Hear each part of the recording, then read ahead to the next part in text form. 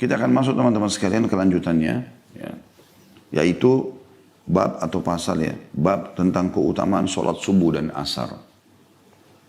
Tepatnya di hadis nomor 117 dengan sanad sahih. Dari Abu Hurairah radhiyallahu anhu bahwa Rasulullah sallallahu alaihi wasallam bersabda, "Yata'aqabuna fikum malaikatun bil-laili wa malaikatun bin-nahar." ويجتمعون في صلاة الفجر وصلاة العصر ثم يعرج الذين باتوا فيكم فيسألهم وهو أعلم بهم كيف تركتم عبادي فيقولون تركناهم وهم يصلون وأتيناهم وهم يصلون. Malaikat malam dan malaikat siang datang bergiliran di tengah-tengah kalian. Dan mereka berkumpul pada sholat subuh dan sholat asar. Kemudian malaikat yang bermalam di tengah-tengah kalian naik di waktu asar itu. Lalu Allah bertanya kepada mereka. Padahal dia Allah lebih tahu tentang mereka. Bagaimana kalian meninggalkan hamba-hambaku? Maka para malaikat menjawab, kami meninggalkan mereka dalam keadaan mengerjakan sholat. Dan kami datang kepada mereka dalam keadaan mereka mengerjakan sholat. Hadis ini diriwayatkan oleh Bukhari dan Muslim. Hadis ini tentu atau dalam bab ini cuma satu buah hadis yang diangkat. Dan kita insya Allah akan coba hubungkan dengan beberapa hadis dalam syarahnya. Kita akan coba seperti biasa membedah dulu hadis ini dan coba mengambil mutiara-mutiaranya. Semoga Allah berkahi insya Allah. Potongan pertama hadis adalah yata'aqabuna fikum malaikatun bil-laili wa malaikatun bin-nahar. Sesungguhnya malaikat malam dan malaikat siang datang bergiliran di tengah-tengah kalian. Berarti ini menunjukkan tentang adanya iman kepada malaikat. Dan malaikat adalah makhluk Allah sebagaimana Nabi SAW sebutkan dalam sebuah hadis yang sahih, diciptakan dari cahaya. Jin dari api dan manusia dari tanah. Mereka adalah makhluk Allah yang suci. Mereka hanya patuh kepada Allah Subhanahu wa taala.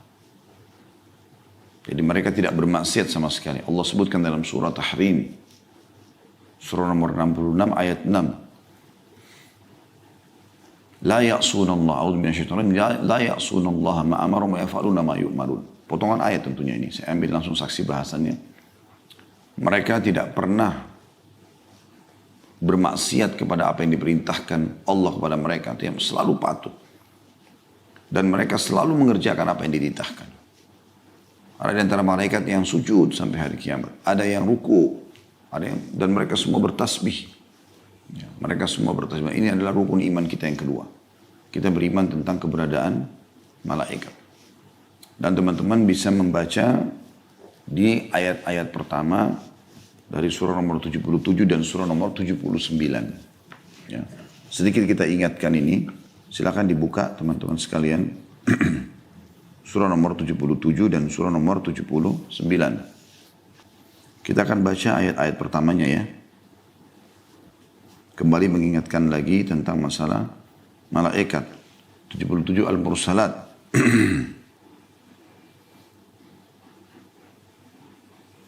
A'udzu billahi minasyaitonir rajim. Bismillahirrahmanirrahim.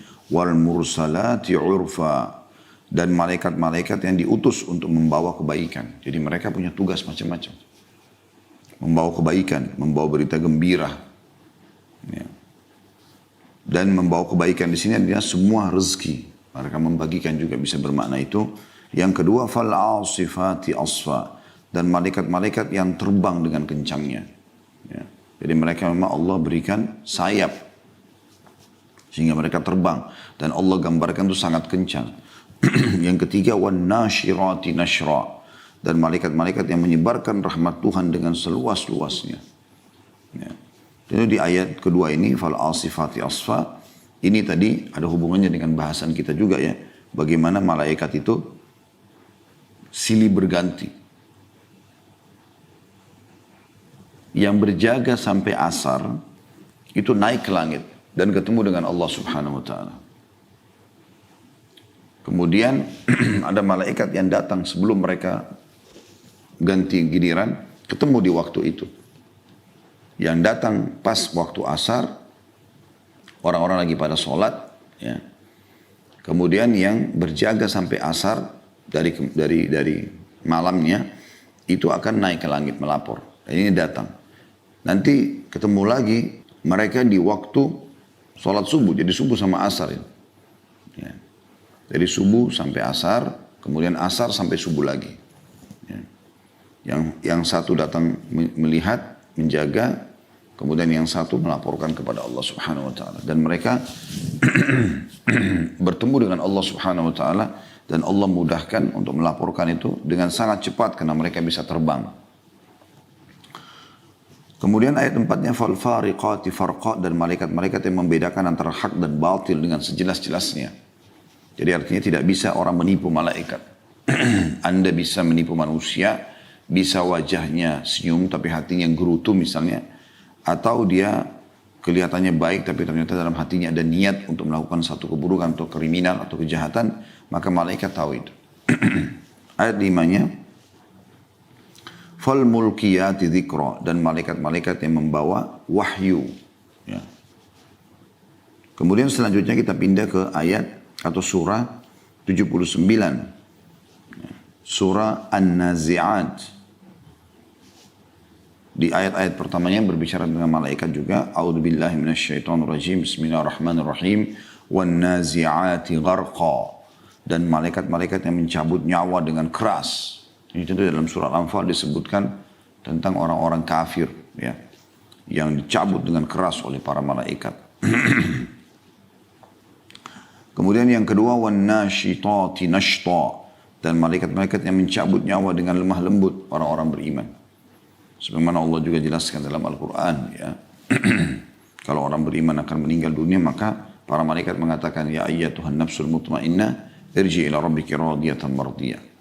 Hai orang-orang, hai jiwa orang-orang beriman, ya, jiwa yang tenang dengan keimanan, pulanglah kepada Tuhanmu, ya, yang dengan keridhaan atau diridhai dan penuh dengan ketenangan. Kemudian yang ayat 3-nya kita kembali tadi ke An-Nazi'at was-sabihati sabha, dan malaikat-malaikat yang turun dari langit dengan cepat. Nah ini tadi masuk dalamnya hadis ini juga bahasan kita. Naik turun ke langit melaporkan kepada Allah Subhanahu wa taala. Dan ini juga menandakan itu ada isbat kalau Allah Subhanahu wa taala ada di atas langit sana, ya. Kemudian yang keempat fas-sabiqati sabqa, dan malaikat-malaikat yang mendahului dengan kencang. Lalu yang kelima fal mudabbirati amra, dan malaikat-malaikat yang mengatur urusan dunia. Ya, jadi apapun sifatnya yang di dunia ini, maka para malaikat yang mengaturnya, pergantian siang malam, itu tentu sesuai dengan perintah sang pencipta Allah. Kemudian populasi manusia, populasi jin, hewan-hewan, tumbuh-tumbuhan, dan seterusnya. Ya, semua itu. Jadi potongan pertama adalah adanya iman kepada malaikat. Ya. Kemudian bagaimana mereka bergilir dalam mengawasi manusia. Ya, mereka bertugas mengawasi manusia. Ini salah satu, ya, tugas yang Allah SWT bebankan kepada para malaikat. Mereka, walaupun Allah ala kulli syai'in qadir, Allah mampu mengerjakan apapun yang Allah inginkan. Tapi Allah menciptakan makhluknya untuk diperintahkan mengerjakan apa yang dia inginkan. Kemudian mereka ini yang mengawasi manusia. Potongan keduanya di sini dikatakan wa yajtami'una fi salatil fajri wa salatil asri. Dan malaikat-malaikat yang menjaga ini saling bergiliran, mereka bertemu tepatnya di salat subuh dan salat asar. Makanya penulis ini keutamaan salat subuh dan asar. Karena di salat subuh malaikat yang sudah bertugas dari asar kemarin itu akan naik melapor kepada Allah, dan yang akan berjaga dari subuh itu sampai asar itu baru datang, dan bersamaan mereka datang bertepatan di waktu sholat, ya, sehingga malaikat yang naik ke langit melapor, Allah tanya, lagi apa hambaku? Maka mereka bilang lagi sholat, ya, kami meninggalkan mereka lagi sholat. Dan pada saat ya asar dia datang, malaikat yang ini mau pergi lagi, juga melaporkan hal yang sama. Nah di sini teman-teman sekalian, potongan kedua dari hadis dan mereka berkumpul pada sholat subuh dan sholat asar, berarti kedua sholat ini punya keutamaan khusus. Nanti kita akan bacakan insya Allah keutamaannya. Ya. Dan ulama menitik beratkan dari 5 waktu sholat, tentu ini khilaf antara ulama, banyak sekali pendapatnya, tapi yang saya pernah baca, ya, sholat yang 5 ini yang paling afdal adalah sholat asar.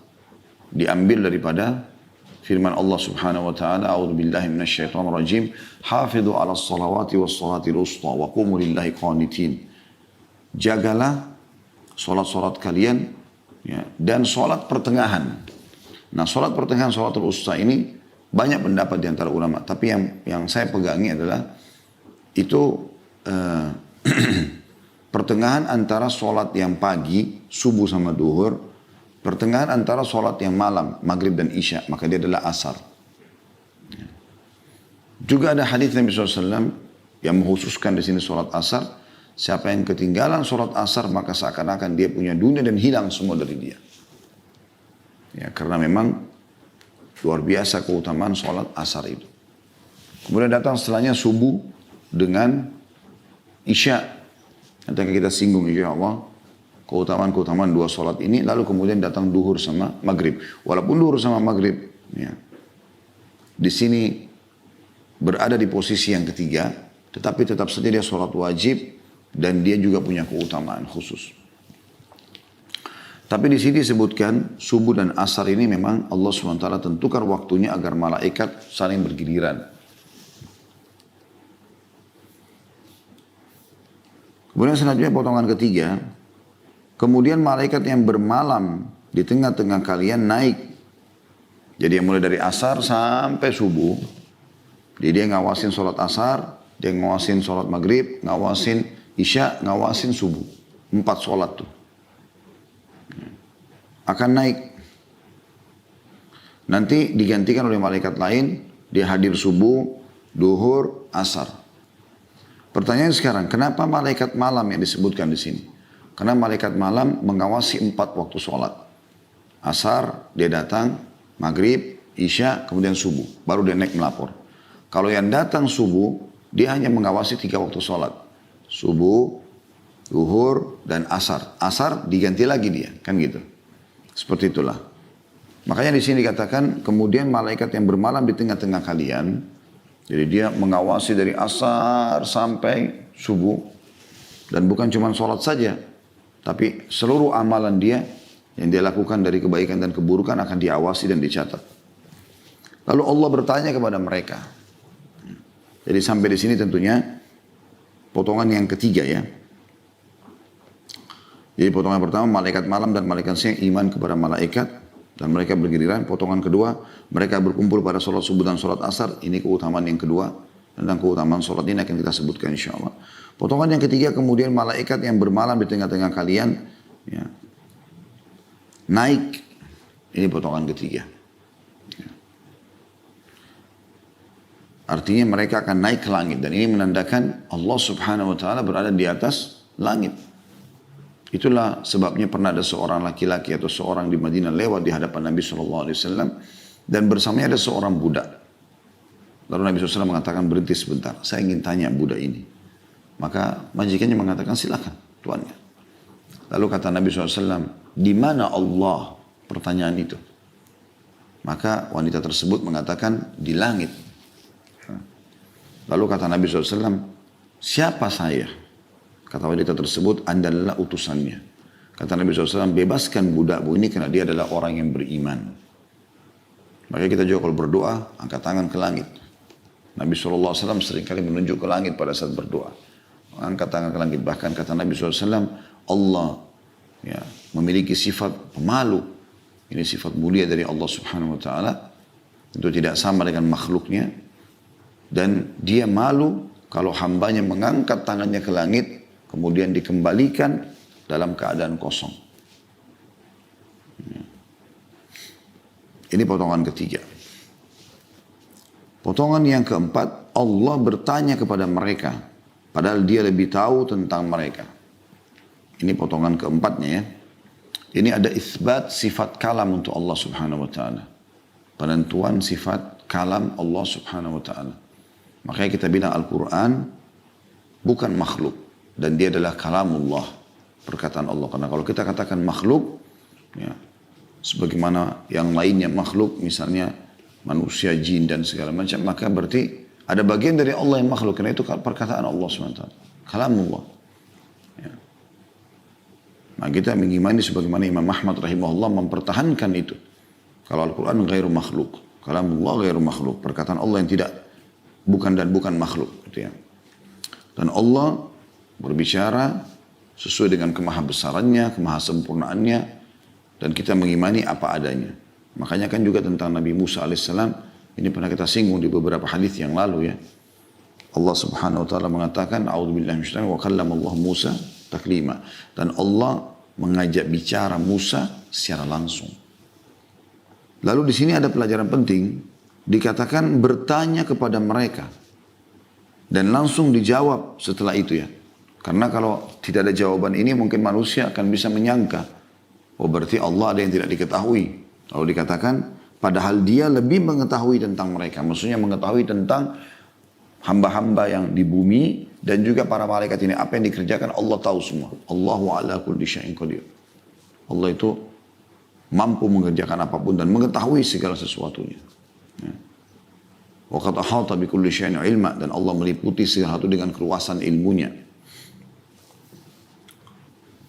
Allah sudah tahu tapi Allah jadikan sunnatullah, peraturan. Pertanyaan itu adalah bagaimana kalian meninggalkan hamba-hambaku. Pada saat kalian datang melapor ke aku nih di waktu subuh, melapor, bagaimana kalian tinggalkan tuh? Dari asar kemarin, asar, maghrib, isya, subuh. Maka mereka menjawab, kami meninggalkan mereka dalam keadaan mengerjakan sholat.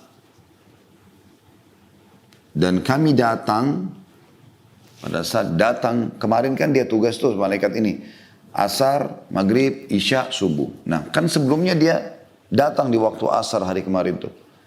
Maka mereka melaporkan. Pada saat kami datang di waktu asar mereka lagi sholat. Pada saat kami pergi pun di waktu subuh tinggalkan mereka, mereka lagi sholat. Makanya keutamaan sholat asar dan sholat subuh. Karena itu yang menjadi fokus laporan kepada Allah subhanahu wa ta'ala. Seperti itulah. Dan ini teman-teman juga menandakan ada keutamaan khusus ya, bagi orang yang sholat di awal waktu. Dan cukup banyak hadis yang membicarakan tentang masalah awal waktu. Baik, kita lengkapkan bahasan kita di bab ini teman-teman sekalian dengan saya coba bacakan beberapa hadis yang ditulis oleh Imam Nawawi rahimahullah, disusun sebenarnya oleh Imam Nawawi. Hadis ini sudah ada di dalam bab keutamaan sholat subuh dan asar. Tepatnya itu di bab nomor 188 dari kitab Riyadhus Shalihin. Dan nomor hadisnya 1054. Bunyinya dari Abu Musa al-Asy'ari radhiyallahu anhu bahwa Rasulullah SAW bersabda, man shallal bardaini dakhalal jannah. Artinya, barang siapa yang melaksanakan sholat subuh dan asar, maka dia masuk surga. Hadis ini muttafaqun alaih atau riwayat Bukhari Muslim. Ya. Berarti menandakan memang dua sholat ini difokuskan. Subuh dan asar atau asar dan subuh. Juga dalam hadis yang lain, ini ada jaminan surga bagi mereka. Hadis yang lain nomor 1055. Tentu kenapa di sini sebagian ulama ada yang memberikan gambaran kenapa subuh dan asar?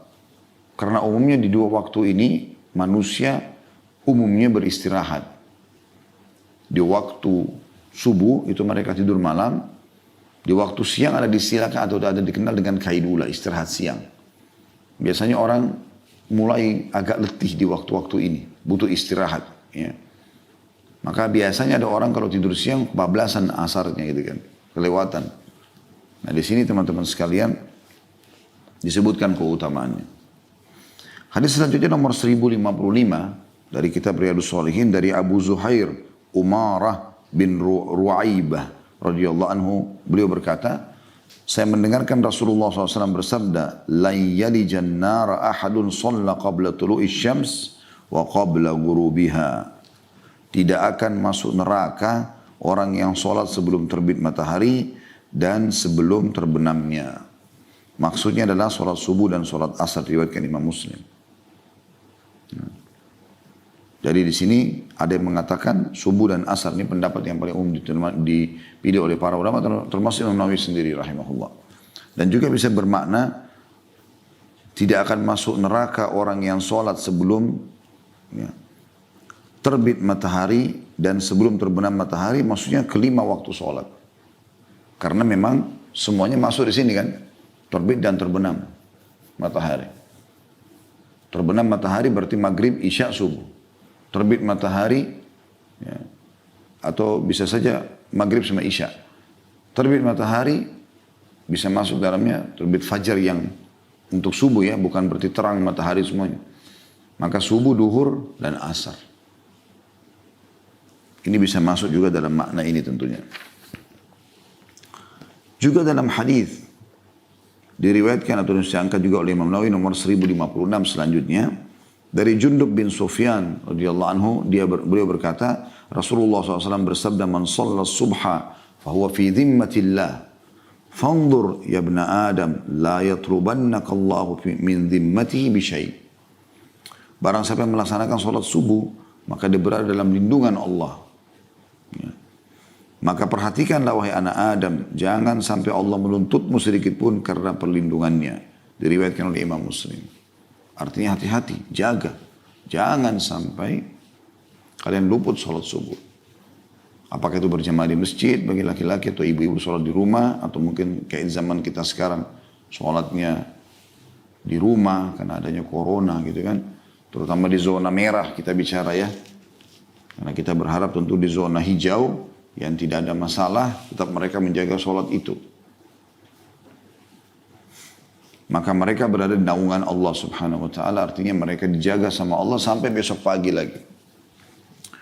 Juga dalam hadis lain diangkat juga oleh Imam Nawawi nomor 1058. Saya langkai nomor 1057-nya, karena hadis 1057 adalah hadis yang sedang kita bahas ini. Yang ada di dalam sahih hadis qudsi tadi ya. Dari Jarir bin Abdullah al-Bajali radhiyallahu anhu, beliau berkata, "Kunna 'inda an-nabi sallallahu alaihi wasallam fa nadhara ila al-qamari lailatal badr, fa qala innakum satarawna rabbakum kama tarawna hadzal qamar, la tudamuna fi ru'yatihi, fa in istata'tum alla tughlabu ala salatin qabla tulu'i syams wa qabla ghurubiha faf'alu." Kami berada di sisi Nabi sallallahu alaihi wasallam, kata sahabat yang mulia Jarir radhiyallahu anhu, tiba-tiba beliau melihat rembulan di malam purnama. Jadi kebetulan lagi terang langit, ada bulan terang. Ya, lalu beliau pun, kebetulan waktu itu di tanggal 14, ya, kasus ya, hadis ini. Beliau terang, 14 pertengahan bulan itu biasanya terang bulan kan, 13, 14, 15 kita dianjurkan puasa ya. Semua itu dijelaskan dalam riwayat lain. Ya. Fanadhara ilal qamri lailata arba'asyara. Beliau melihat rembulan pada malam ke-14. Lalu beliau bersabda sallallahu alaihi wasallam, sungguhnya kalian akan melihat Rabb kalian sebagaimana kalian melihat rembulan ini. Nah, bagi teman-teman yang belum pernah lihat bisa melihat itu. Tapi bulan Hijriyah ya, tanggal 13, 14, 15. Nah, tanggal 14 itu puncak-puncaknya. Kita akan lihat bulan itu besar dan terang gitu. Maka Nabi SAW waktu lihat itu mengatakan kepada para sahabat, sungguhnya kalian akan melihat Rabb kalian sebagaimana kalian melihat rembulan ini. Maksudnya di hari kiamat nanti. Kalian tidak akan bersusah payah dalam melihatnya. Maka jika kalian mampu untuk tidak terlewatkan oleh sholat sebelum terbit matahari dan sebelum terbenam matahari, maka lakukanlah. Tentu yang dimaksud sini adalah tadi dua pendapat, ada yang mengatakan subuh sama asar, ada yang mengatakan 5 waktu sholat itu semua. Karena semuanya masuk ya, di istilah ini ya, sebelum terbit matahari dan sebelum terbenam matahari. Dan dalam riwayat yang lain nomor 1059 dari Buraidah radhiyallahu anhu, beliau berkata Rasulullah SAW bersabda, "Man taraka salat al-asri faqad habita amalu." Barang siapa meninggalkan salat asar maka terhapus seluruh amalnya. Diriwayatkan oleh Imam Bukhari. Ya. Jadi teman-teman sekalian kita bisa lihat bagaimana ya ancaman yang sangat tegas. Orang kalau tidak sholat subuh, ya, maka dia lepas dari naungan Allah. Dan dia kalau tidak sholat asar, meninggalkannya, maka hancur seluruh amal yang pernah dia lakukan. Dan ini yang menjadi bahasan kita tentunya dalam bab ini ya. Tentang keutamaan sholat subuh dan asar.